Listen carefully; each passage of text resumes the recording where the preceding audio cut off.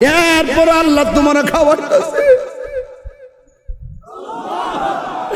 এরপর আল্লাহ তোমার ঘুম পাড়াইতেছে। হায় রে, কতগুলো পোলাপান দেখছি রাস্তায় ঘুরছে, তারাবির নামাজ মসজিদে চলতেছে, পোলাপান গুলো রাস্তার মধ্যে আড্ডা মারতেছে। ইচ্ছা করলে আমার আল্লাহ এই মুহূর্তে কিন্তু স্টপ করে ফালায় রাখতে পারতো। আল্লাহ যদি কইতো আমার মসজিদে নামাজ হইতেছে খতমে তারাবি, তুই এখানের মধ্যে রাস্তায় ঘোরাফেরা করতেছস, বিনা কারণে কেন ঘুরতেছস, আড্ডা মারতেছস, ইচ্ছা করলে আমার আল্লাহ রাস্তার মধ্যে ঘুরায় ফালায় রাখতে পারতো। এরপর আল্লাহ আপনার মায়া কইরা হাইন্না ঘুরাইতেছে, ফিরাইতেছে, খাওয়াইতেছে। কিন্তু হাসরের ময়দান যেদিন কায়েম হবে, ওই দিন আমার আল্লাহ ছাড় দিব না রে, ওই দিন আল্লাহ ছাড় দিবে না। আল্লাহ রাব্বুল আলামিন ধরবে, ইন্নাল্লাহা লা ইস্তাহি আইয়াদরিবা মাসালাম্মা বাউদাতান ফামা ফাওকাহা।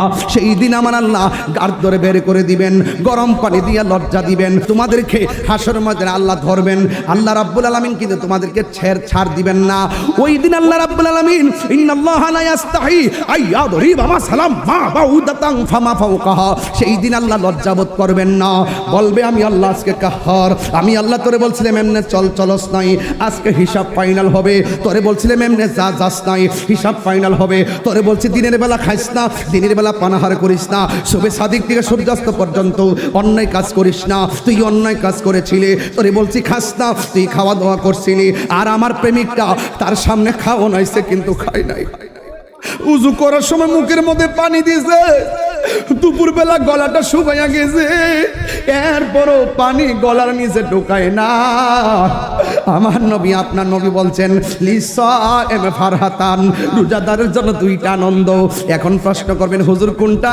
কয় যখন বান্দা ইফতার নিয়ে বসে, তার সামনে পানি থাকে, বিরিয়ানি থাকে, আলুর চপ থাকে, বেগুনি থাকে, শরবত থাকে, পেঁয়াজু থাকে, অনেকগুলো খাবার থাকে গো, এরপরও বান্দা খায় না, এরপরে বান্দা খায় না।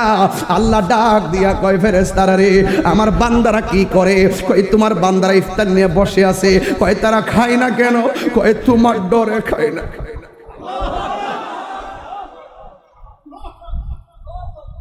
কয় তোমার ডরে খায় না, কয় তোমার ডরে খাই না। যুবক তোরে পাউডার দিরা বইলা দিয়া যায়, ইফতারের টাইমটার মধ্যে হাসাহাসি কইরো না, মন চাইলে আল্লাহর কাছে দুইটা হাত তুইলা দোয়া কইরো, দুইটা দোয়া করে আল্লাহর কাছে কইও, আল্লাহ জীবনে গুনাহ করছি মাফ কইরা দাও।